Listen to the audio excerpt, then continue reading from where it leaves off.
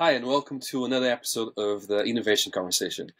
Today we have George he's one of our sponsors at our event that we run in London. George, welcome. Me and Harry are both very excited to have you here.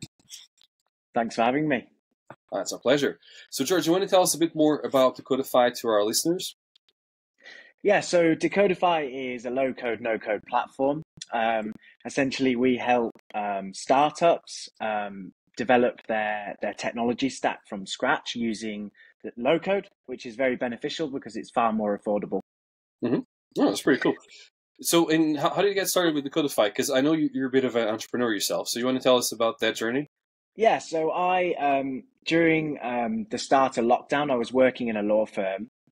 Studying law. I was just about to start my LPC, and then unfortunately they had to let me go because obviously lockdown meant no training contracts. You had to train face to face, so there was no promise to bring me back, and we didn't know what was going on with lockdown. So I took a complete change in ideas and decided to do a business degree online. That then got me to start my first startup, which was SDQR, which was one of the first, believe it or not, QR scanning code systems for bars and restaurants. But we did it very much for smaller businesses. So we weren't charging them monthly fees. We just did a one-off cost. And it brought up the menu and you could order and it went directly to the till. So it was a very cool little product. I then got approached by an old school friend on LinkedIn who was doing the same. But making it far more complex, building a full scale app. So I spoke to him about joining up with him, and then I decided the best thing to do was to sell the database and move on. So I gave him all the contacts I had, and fortunately for me, I made a little bit of money. And 6 months later, when COVID ended, he folded. So it was a good time to go. So I then used. Whilst I was doing that, I bumped into a chef in Carlisle who was more and more frustrated with the prices of Deliveroo, Just Eat, the standard delivery platform. So we decided to partner up and build a more upper market gourmet food delivery platform. Unfortunately, they took advantage of me and they took advantage of the fact that I used some of my own investment money and I was the one putting the time into it. So after 6 months of building an app from scratch, we parted ways and we thought that we were ahead. We being myself and my investor, Dad, very kind, parents investing. We thought we were ahead of them. We thought we could get ahead of them and launch earlier, but unfortunately, the app developers, they screwed us around. They launched the other guys before ours. So we ended up launching. Yeah, it was a real sort of fuck you moment, to be honest. So we ended up launching 6 months too late as a result of that. And during that time, COVID had sort of fizzled out a bit. So we lost that sort of market interest there. But then I came across David, who I'm working for currently, the founder of Decodify, and he gave me an idea of creating a bit of a Fortnum and Masons of the North, gourmet boxes. But I wanted to create it so that the partners were more sort of farm people, so it was more farm to table. So I was getting the users onto my app, and they were essentially just selling their products through us. So I would bring them the business, the customers would use the app, and then I'd take a small commission.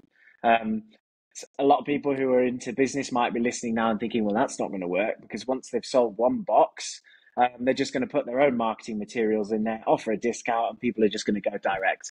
Correct. That's exactly what happened. So it very, very quickly fizzled out. I kept on trying to find new suppliers. I kept trying to get them to engage. But eventually, as COVID really did come to an end and everyone went back to their normal living environments, people gave up. It was sort of a second sort of work from home job. So it came to an end. And David and I are looking at relaunching it, but not just quite yet because I'm busy with Decodify. But what that has done is it's put me in a fantastic position today to do what I do at Decodify, which is I'm a commercial director and I bring in the business and I support those startups, trying to get them not to go through the same issues that I had, think about their idea, So a bit of a varied background there, but bringing us nicely onto where I am today. Yeah, it's pretty cool. Thank you for that. I think it's always fun when we talk with people, founders who have grown and evolved, because we can learn from their mistakes, and I think that's one of the big advantages of having such interesting guests on our podcast, is actually what can we learn from their story and from their mistakes. And you just pointed out a couple right there that at the time you probably didn't know what to do differently, but it's just one of those things. They tend to happen, right? And me and Harry, every time we organize our events and even the podcast, we make so many mistakes. And I think having the mindset or the mentality where we say, you know what, mistakes are part of our journey, so let's embrace them, let's accept them, not as failures, but as learning opportunities, just gets you to the next stage in life and business, whatever it might be, right?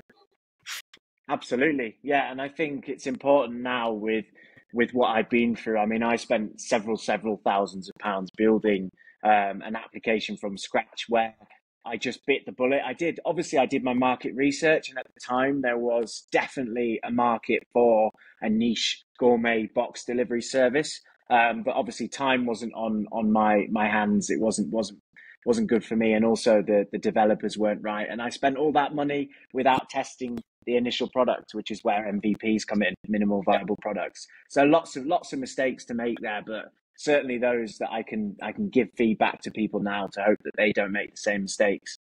So at the Definitely a lot Codify, of feedback on that side. It's interesting because would you say you would have had the same issues or problems if you did your whole project in London, or do you think the fact that you're up north in Leeds, it was a bit easier to kind of help justify, validate it, raise a little bit of money? Would you say it's regional specific what you did? Yeah, I do. I do think that was a massive problem as well, especially with the first idea where it was going to be food.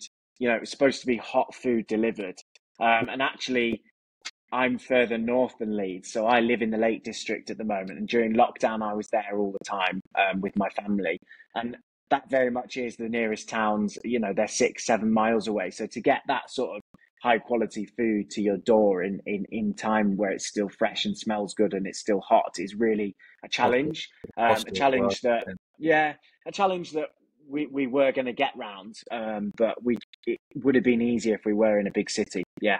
Well, definitely, because there's so many opportunities out there for small communities, especially if you can get into it. I've got my little cousin. He lives in a remote region. I keep on reminding him, why don't you do all these bits and pieces? But then at the end of the day, it comes down to you need a lot of certifications and other, let's say health and safety, stainless steel, a good investment into a proper kitchen or a ghost kitchen to really get this off the ground. And even going and finding these fresh suppliers, you've got companies like Wonky Veg who have done really, really well. Found the ugly vegetables and gone out there into the market that no one wants to eat. But you laugh on it, but it's the fact that everyone wants perfection. Even if you look into a startup co-founder is always a perfectionist. But going back to the vegetables, the fact that 60% of vegetables are thrown away because they don't fit a certain characteristic, meaning color, look, appeal, size. It was a really good business model, and what you're doing was really good during COVID, especially targeting the healthy options, that especially around schools and families and children on that side. But as you said, it's definitely worth considering or looking back into if you can find some sort of freight forwarder or some sort of. Absolutely, yeah.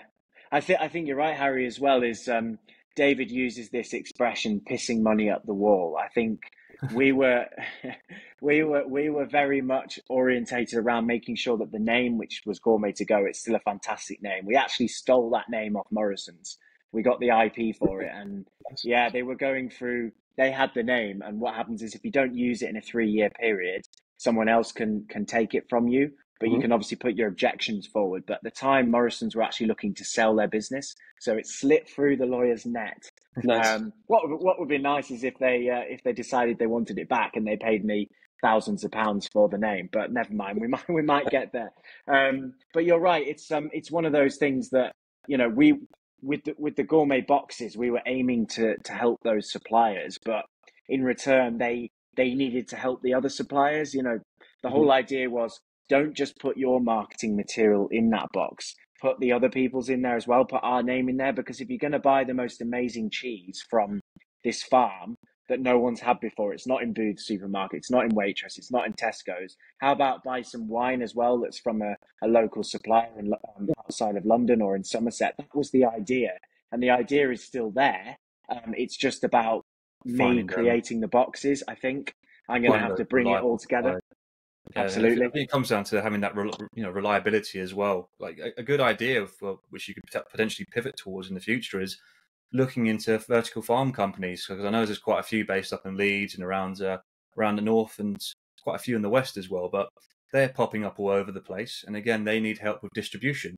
It's fresh produce; Absolutely. It's a little bit more expensive. It's luxurious. There's less pesticides, but that could be something to kind of work on once it becomes a bit more mainstream as well.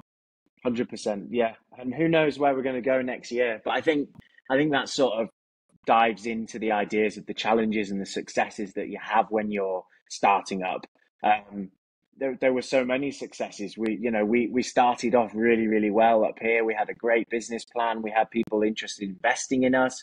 But it all comes back to the person who started the idea, the founder, the entrepreneur. And I have no shame in sitting here or telling people. I'll tell everyone that I gave away an opportunity to have a lot of investment put into me because I was stubborn about my original idea and I didn't want to change it.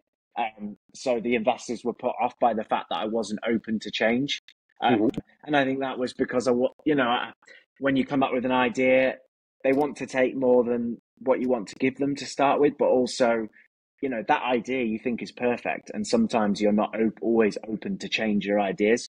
So what suggestions did they give you to change, or what was the feedback that they said that you weren't quite happy with?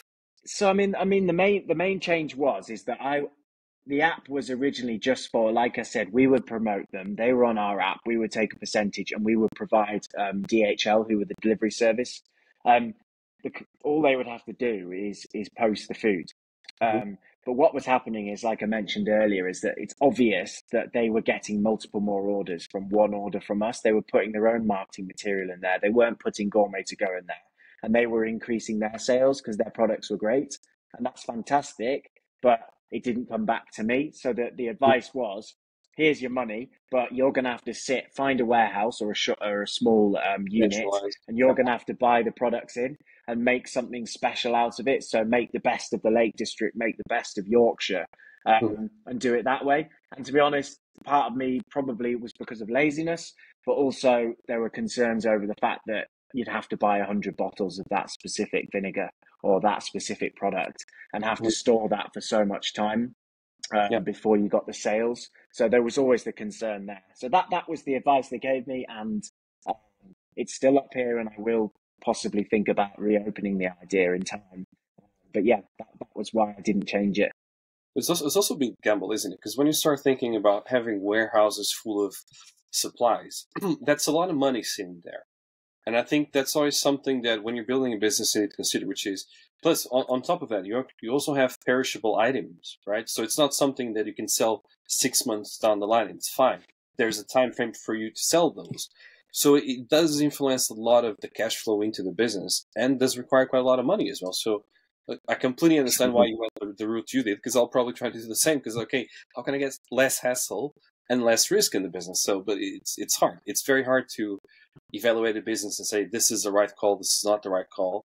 Because some of the businesses we love nowadays, they all came up with those crazy ideas. Let's take Uber, for example. Oh, we actually don't own any taxis. So how do you do? Oh, we just, make the call and, make the connection. Oh, it sounds a bit crazy, but it does work. So, yeah. It does. So how much money would you have needed to raise to have got your startup off the ground? Can you disclose that? The investor that was interested was thinking that probably between £30,000 and £50,000 would be enough, but I'd already spent probably with legal fees and accountancy fees and marketing ideas and all of that sort of stuff, which wasn't actually that necessary. Probably spent about £26,000. So with the investment money plus my money, I would have been able to do it if I'd started fresh. Or started from scratch. And I think that's a massive lesson to learn, from what I did, was that if you're going to do something, when that moment hit, when those guys that were partnering with me, went and tried to launch themselves and got sooner. And I don't know how they managed to pull over the app developers quicker than we did. I should have just said, right, is there a quicker, easier solution to do this? How can we jump into a market without spending any more money, essentially? And that should have just been by building an MVP, by building a website, using low code, which is more out there now. It wasn't so much before, but I could have just built a website for £2,000 and started that way. Mm-hmm. So how did you relate? Go on, sorry, Ricardo. No. I'm curious about Decodify because you mentioned low code. I know that's exactly what you guys do at Decodify. I was just wondering, now that you've been on, I guess, both sides of the fence in terms of actually being an entrepreneur, but also now working with a company that builds MVPs. How are you helping out other people right now? So we, as a business, we don't just build the product. There are 12 of us, and we work as an agency as a whole. David from the top, and then me, and then 2 project managers and the developers. We're all a team, so we all work in it together. And the idea is that if you come to us with an idea, we'll help you build that solution. So not only are we tech entrepreneurs and we'll build the website or the app or the power assisted website that you'd like to build, we'll also give you that mentoring along the way, which is really, really crucial because, like me, I'm totally honest, my dad was my backer, and he's a professional. He doesn't know how to start necessarily. He runs his own business, but he doesn't know how to start an entrepreneurial business like this. So having that mentor behind you, having that support, having those people that can sit down and say, right, you've told us that you want 122 things to be put into this application, but your budget's only 10,000. Yeah. It's going to cost 100,000 if you do all those things. Let's sit down again and reevaluate how we can get a working product out there, how we can get that MVP out there. And by doing that, you start with a waiting list. And that's what David and I advise all of our clients that are coming in. We talk to them obviously about investment opportunities that can come from David, myself, or other individuals that we can find them. But also we talk about getting something out there in 4 weeks. Get it live, get it tested by friends, family, colleagues, and then you can then prove your concept and then look to raise money to build it into something more special, I guess. Okay, so those are the sorts of advice that's advice that we give, as opposed to, okay, we'll take your money, here's your product, see you again, good luck. And that's what you get with a lot of technology agencies, and we are trying to be different. So I think the one thing when we met in person, you mentioned about yourself and David and a couple of the others, that you're also angel investors, and that kind of sets you apart from all the other developers and no-code developers out there as well, that you not only work with individuals and give them advice, but you also, if you like what they're doing and see they fit with your missions, you'd also put a bit of money in as well. Yeah, so there's always the option.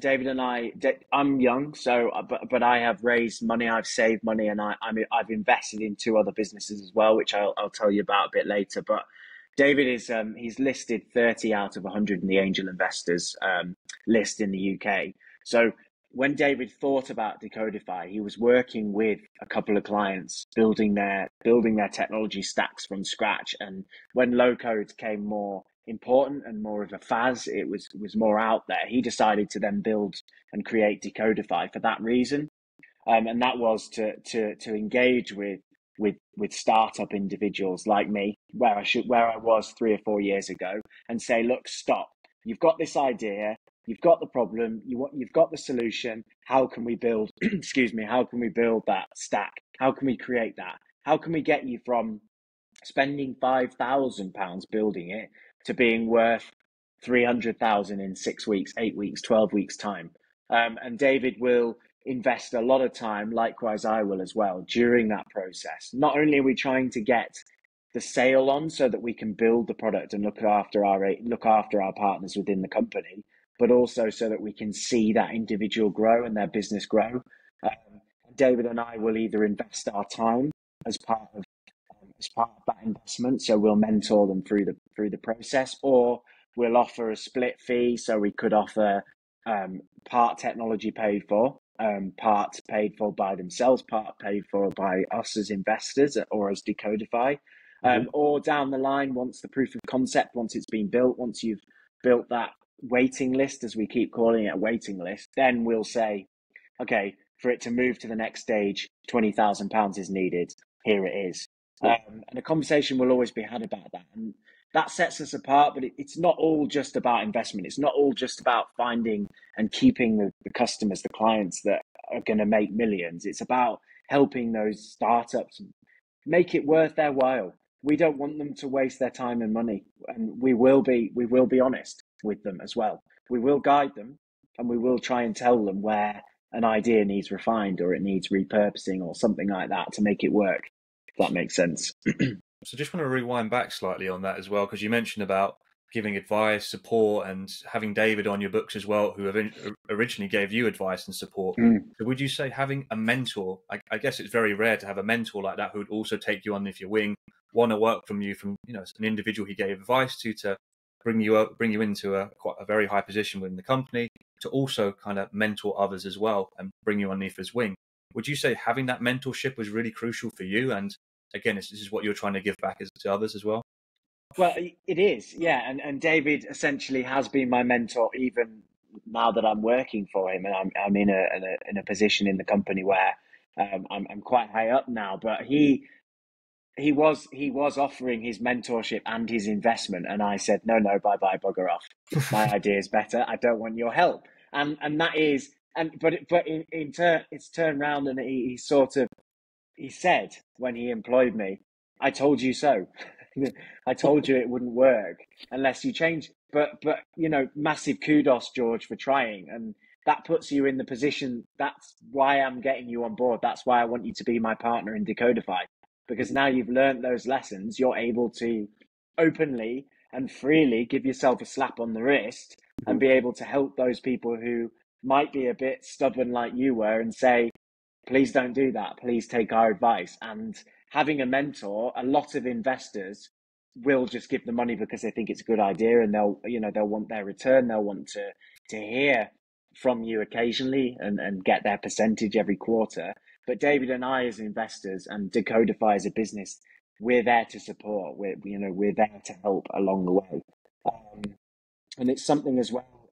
I'm an investor in 2 startups. One of them, what I did was they came to me. I wanted to build. I said, it's time for you to build a student party game. It's called Leg Lap. And it's, as it sounds, it's partying, it's drinking, it's having a great laugh at university. And they came to me. I said, build an app. That's how you're going to make money. They had paper cards. That's so old school now. Let's put it all digital. They agreed. And they got a match grant from a university, but they needed the money to build the app.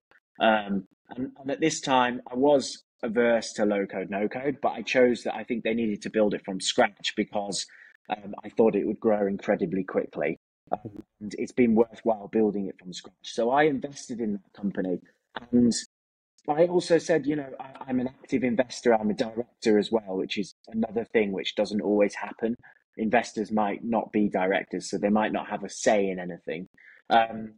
So actively engaging with that investment means guiding them through certain steps as well. They are a lot younger than me. They've done really well. But when things start to go down, it's about pushing them back up, because I'm the one that's invested the most money, I guess, into it. So for me to lose out because there's a bit of a dip in sales, that concerns me as an investor, but also as a mentor and also as a director.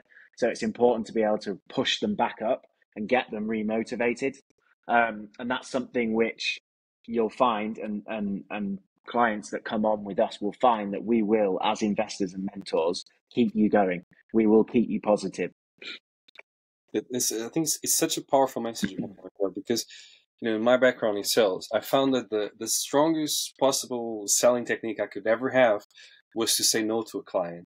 Why? Because I needed to be honest when I needed to be honest, right? If people think that you are bullshitting your way around business or you're kind of deceiving them in any way, shape, or form, they'll back away and you'll not be seen as an authority figure. If on the other side you are completely honest and transparent when doing business, people do appreciate that a lot. And sometimes that does mean saying no. But then you justify your no. So this is why I'm not doing this. And it's completely fine if you decide to walk away. And I think when you have that message and you say that to people, they tend to stay and they tend to trust you and they tend to do business with you. right? Because it's such a powerful thing to do. It is, yeah, and that's that was another thing that I was going to say is that we do get, being low code, we do get a challenge of different people approaching us, and we do have to say no for several reasons. We're an agency, we employ, just going to get it out there because it's really important, but we decided to go with Ukrainian developers when the war broke out, and I think that is essentially, I'm allowed to be honest, they are more affordable than using UK developers. But that isn't the reason we went with them. We went with them because of the hardships that they were having over there for obvious reasons, losing their families, losing their friends. So for us to be able to support them as well, and they're actually part of our team, which is really, really massive. But at times we do have to turn around to clients and say, don't take the piss out of us. We're not going to build something. We're not going to discount that. We have to pay our bills as well. Because with low code, you do find a lot of self-employed developers that can just do it off the books by themselves and charge you, 10, 20, 25 pounds an hour. Whereas if you've got a full-scale business, you've got lots of people to pay, as you well know, you can't do it for that cheap. And nothing is cheap. And if you want the best product from someone, you've got to go with the right agency. And I think, yeah, it is really important. It is a powerful message. You do sometimes have to say no. But David and I will still give those people the time of the day and say, have you thought about this? Have you considered doing it this way? Will you change that? If you will, then we'll consider helping you throughout the whole process. That makes sense. It's money well spent if you got that. It's the same thing when you go for a haircut, right? You're not going for someone to close the scissors by your hair and for the hair to fall down. You're going because you're looking for something that fits your face and for a specific style. Or when you go to the car mechanic, you go to the guy you trust because this guy, you know what, change this, don't change that, the other one. How do you drive? You drive back and forth to the supermarket. You know what? You're fine with that, those brakes or those tires or whatever it might be. And that does make a difference, right? And if you guys do that, or when you guys do that in business, I think it just sets you apart from the competition. Because again, you're not trying to sell. You're trying to, okay, how can we provide you with value and a good service, right? That's incredibly powerful. So for your target market as well, if you don't mind us asking, that would be quite a good one for Decodify, because again, it's such a broad market, because then suddenly you can have very, very niche, such as blockchain, Web3, deep tech, other things that don't really require that at this stage. But I guess, could you narrow it down? Yeah. It is difficult to narrow it down, actually. We will take on a range of different ideas, building marketplaces, building SaaS platforms, working with individuals to help improve their website. There is a wide range, but we do focus on MVPs, on startups. That is where we are up to at the moment as a business. We are developing, but like I said, David and I want to support those MVPs, those people who are coming up with an idea and they want to build it from scratch. And that's where we come in, because you can take on a project that's already been half built, but then it's not your own. And you can, we've tried taking on other people's work before and tried to change it around, and they have issues with it, and they know what they're talking about and they don't know what they're talking about, and it's all very complicated. Whereas the market that we're looking for at this present time is, are you starting fresh? If you are, come to us and we'll guide you through the whole process from start to finish. That being said, we will take on other clients as well, and there are a few that we're working on that are possibly just past the MVP stage, but still need that guidance and maybe need bringing back to MVP level. But really, it is looking at that startup task. Yeah, it makes perfect sense. I mean, we talk with a lot of people and we interview a lot of people also in the events. And it's funny how many of them kind of think that they can completely eliminate the MVP stage. Oh yeah, we don't need an MVP. Yeah, you kind of do. First, try out the concept, see if it does work, if there's a market for it, and then grow it out. Instead of saying, hey, we need £500,000 to build an app. But you really don't. Right? Just go for a solution. Yeah, and Ricardo, I mean, I attended your amazing event at the end of October last week, actually. And it was fantastic to listen to all those people get up and pitch their ideas. But I was sat there at the back just thinking to myself, right, you should be going back to MVP stage. Okay, you've got an idea, you're asking for £500,000. Have you got a proof of concept out there? No, you haven't. Okay, great. I understand that you want to build the most perfect looking app from the start, But actually, let's go back to basics here, guys, and let's build the proof of concept, because you're going to be far more investable in, or this is what I find and what David finds, if you have spent five to £10,000 building that initial product, Mhm. putting it on the market, trying it with friends and family, getting feedback, and then saying, okay, to make this better, we're going to need another £20,000 to use the feedback from clients. So I think that a lot of the people that I listened to, whilst their pitches were absolutely fantastic in 60 seconds, my advice to them would be come and see us, or come and see an agency that can help you start from scratch. Do not go for the big Facebook idea of spending £500,000 building a product. Yeah. And interestingly, just very briefly on that £500,000 idea, my friend started an app when I started, and it was called Deliver Me, and it was on Dragon's Den. And they all said, you're running into a burning inferno, because they'd launched a version 1, but they'd spent 50 to 60,000 pounds building that with UK developers. They'd launched a version 1, and the proof of concept, the idea was, order anything you want from a city and get it within 30 minutes. Ooh. So have those drivers, right? I want a pair of Adidas trainers. I'm in the centre of Leeds. I'll order them through Deliver Me. And a driver that's out and about like you would with food will go to that Adidas store and collect them and take them home in 30 minutes. And whilst the concept may well be a good idea, they raised through crowdfunding, I think, around 2.8 million. And when they went on Dragon's Den, it's a really interesting pitch to watch if anyone's interested in watching it. But they were all told how much is it going to cost to progress this to the next stage, and it was going to be between 50 and 100 million to get it out in every single city. But it had to be there for it to work. And the idea is good, but scale it way back and think, right, it's not food, because food's an overcrowded market. So let's think about it. Should it be technology products? Okay, let's focus on Currys and PC World and Apple in Leeds. Let's get them on board. Let's get people using it then. Then you start generating the income, you get the drivers on board, and then you can progress through the ranks and start saying, right, we can get food, we can get trainers in there, we can get Nike in there, all of those different products. And it failed. And I'm sure all of those people will have been in short, they would have got their money back. But some people invest as little as 20 quid, doesn't matter. But there are a lot of people in there investing 50, 60,000 pounds. And they just didn't have the proof of concept out there. And after Dragon's Den, they even had the balls to stand there in the interview afterwards and say, oh, we don't care what these dragons say. We know it's going to work. But yet when they presented those figures to the dragons, they were, like Stephen Bartlett said, running into a burning inferno.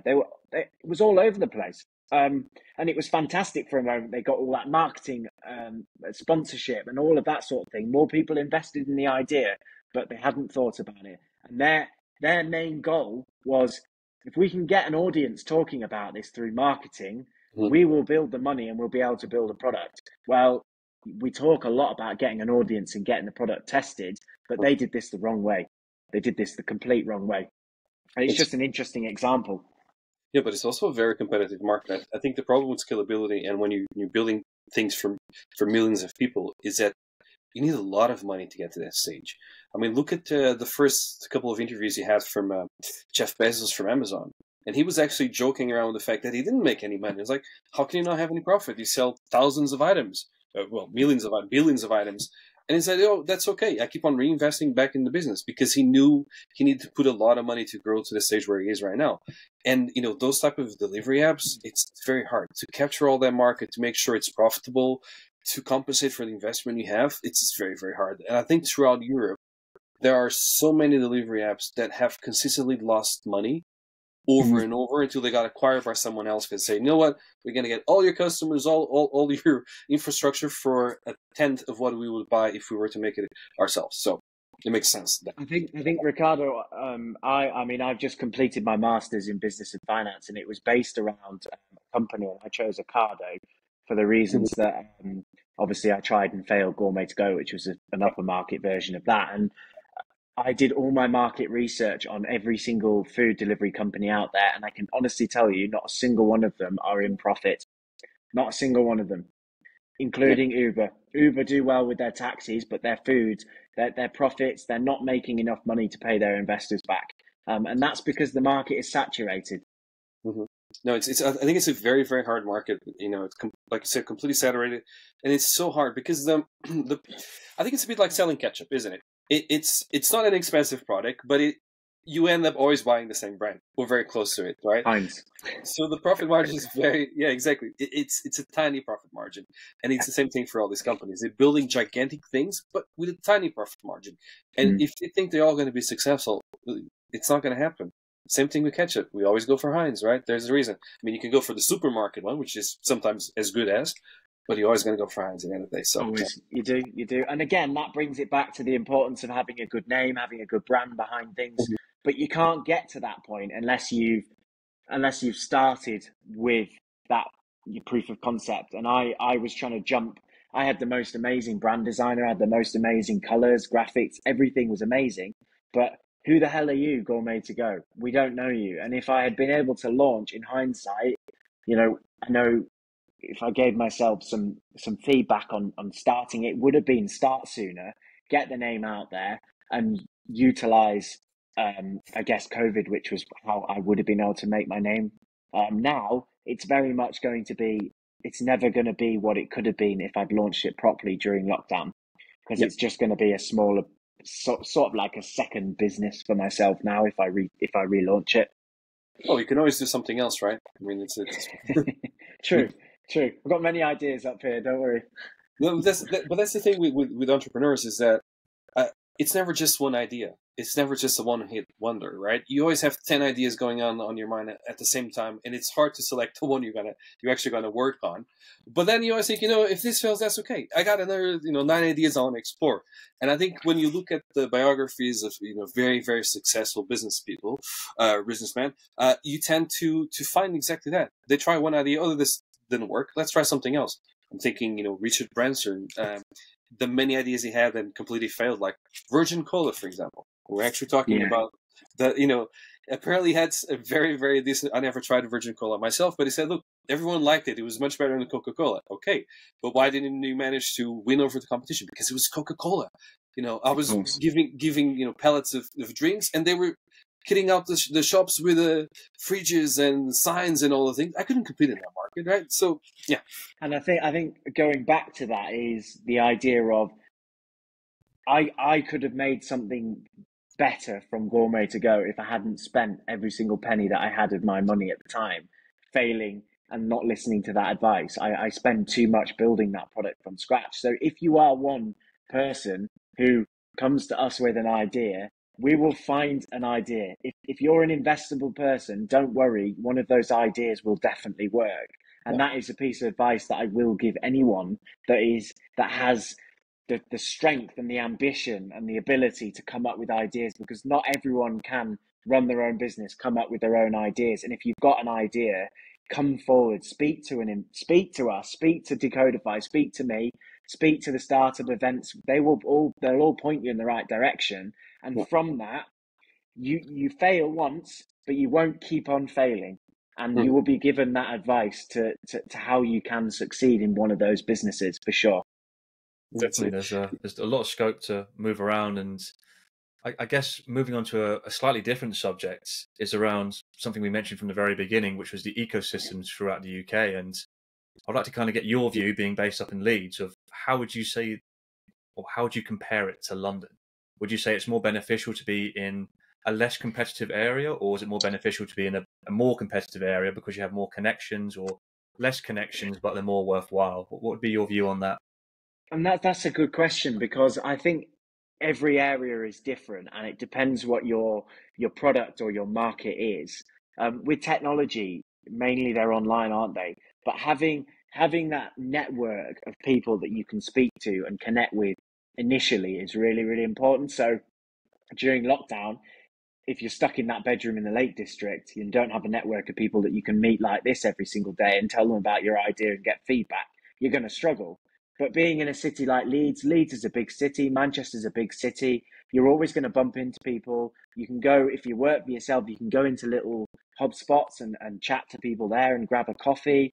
But the systems in London and the bigger cities are obviously going to set you up better. Don't get me wrong, but wherever you are, there are an abundance of people like you that are looking for startup ideas, looking for opportunities, looking to connect with people, and they just need to get out there and make those connections, and it will work for them. So I know what you're trying to say about being in London and the importance, but I tend to disagree in the fact that it's not just where you are, it's who you are and your ability to connect with those different people.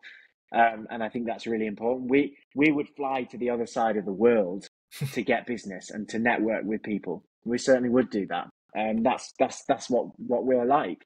We came to London to see you guys. It's not that far, but it was important that we network in a different area and people get to know who we are, and they don't just go to the standardized Google search engines to find people in their area. Well, definitely, it's a good one on that side. And then one key feature that you mentioned quite a few times, even when you met us at the startups events, was how you also like to engage with universities, and universities being very influential in the business ecosystem. Would you say that's the same? Like work with a uni, kind of get in their early stage, get funding, get some traction, get brand awareness. Is that kind of a absolutely? key? Yeah. They have a certain amount of money to give away to startup ideas every year, and it depends what you're looking at. So we're working with a client at the moment who's in the physiotherapy area, and she's been given a grant from just the standardized grants that you can get in the UK.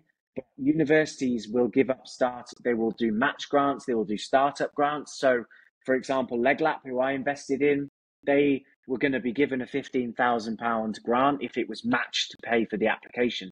So they've just got themselves as a business £15,000 investment plus 15,000 that they can use to market the idea, to bring in those initial customers. So having that network within the university environment is really, really important. And it might only be £500 that they give you, but that £500 might be able to get you that sign-up list that I talked about earlier. It might get you your first 100 customers. You might be able to print your flyers. You might be able to build your brand on it. The Prince's Trust as well. They visit a lot of universities. They work with a lot of startups. These are the things that people need to be doing when they're starting up. And if people don't talk about them, if people don't go to these networking events, they're not going to find out these ideas. Mm-hmm. No, clearly, it's fascinating how much support is it out there, and how little people know about the support there is out there. And I think, Harry helps a lot of businesses with grant applications and all that. And for me, it's always fascinating thinking, wow, we got so much support. And it's, it's not that it's easy, but it's out there. Just go and look out for it, because you're going to find it. If it's the Princess Trust, if it's, I don't know, Virgin Startups, if it's some bank, they have, their own startup programs and they're willing to invest, just go out there and try to find it, because it will definitely make a difference for any business. Yeah, it will 100%. And people need to be more aware of events like what you're doing. What you're doing is fantastic. And we discussed aiming it at a specific niche in the market, like any startup. What is that niche? What problem are you trying to solve? And like I said, that's looks like there's a market for MVPs. So that's where we're headed, and I think it's a really, really, really good market to be in. Yeah, I think so as well. Yeah. Plus, events are always fun. We tend to talk with a lot of people, meet a lot of new faces.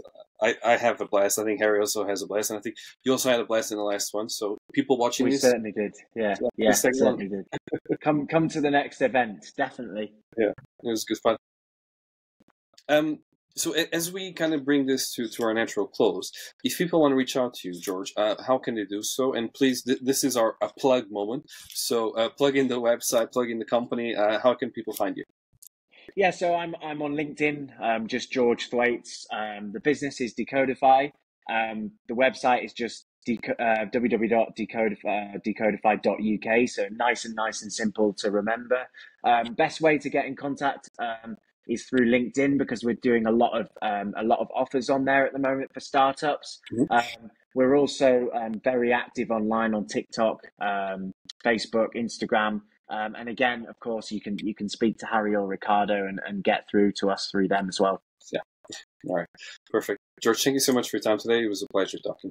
No, thank you very much. Thank you both. Well, thank you. All right. And